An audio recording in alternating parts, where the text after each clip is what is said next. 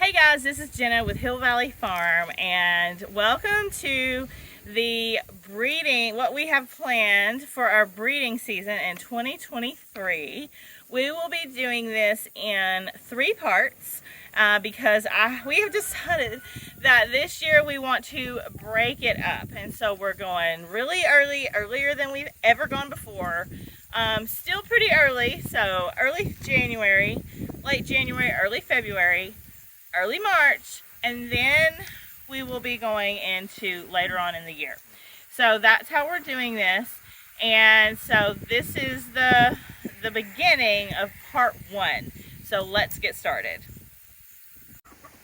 So first we started with our breeding program for 2023 with Corey's Fancy Tea Irma, and so I bred Irma to Vista Oaks recall, and she will be due, it's the earliest I've ever bred, on January 5th, 2023.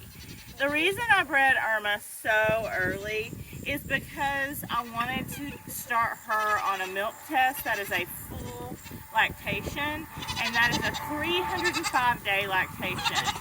So we plan to do milk tests on her, and I will be milking her twice a day, and I didn't want to have to go through 2 winters of doing that, so I wanted to do it as early in the year as I possibly could. Go on, girls. And that way we can get that done, because I just, being our highest producer, I kind of want to show Irma off. I'm getting in the years where she may be starting to slow down, so I may have missed the highest point in her life, but we'll see, because she is 8 years old this year, so we'll see what she does for us. I'm not positive she's bred, I've just not seen her go back into heat. So so that is Corey's Fancy Tea Irma, bred to Vista Oaks recall. And I should add, this is a very good indication that she is bred, because she is so loving. She is typically not as loving to me as I would like. She's kind of like got a personality like a cat. You can touch her when on her terms, but right now she's licking me and rubbing on me, and that is not normal behavior.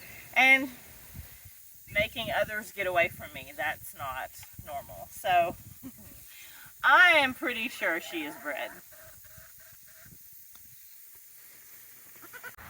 Next one that we have bred so far is Hill Valley Let Freedom Ring. Freedom is bred to Vista Oaks recall, and I do feel like that's a really nice pairing, just because recall has really helped some front ends in our herd, and I don't know if you can even tell right now, it's kind of hard when they're not clipped, but she's got a really nice front end, and so I thought, let's do her and do him with her, and so I feel like it's a good pairing. So she is actually due January 7th, 2023. So why did we breed Freedom so early? The reason is, back when we got LA'd in 2021, we were told that her dam, Liberty, had a tilted udder. So she was coated with a tilted udder, but also her udder was higher up than it should be. I didn't know that that's what I didn't like. I knew I didn't like her udder, but I didn't know why, and that's why. So I bred her to see if Hill Valley Johnny Cash has fixed her udder, and if it hasn't, then she's probably just going to have to be sold as a family milker, because she has great potential to be super dairy, because Liberty was. It stands to reason Freedom will take after her dam, just because she reminds me so much of her. I can't tell anything about her udder now. I won't be able to until she freshens. But she, like I said, is bred to Vista Oaks recall, and so I'm pretty excited about that.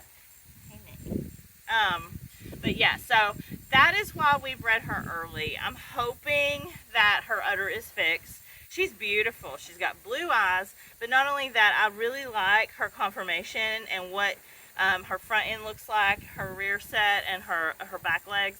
And I also just like her coloring and just really everything about her. She's got a really great personality. So we'll see.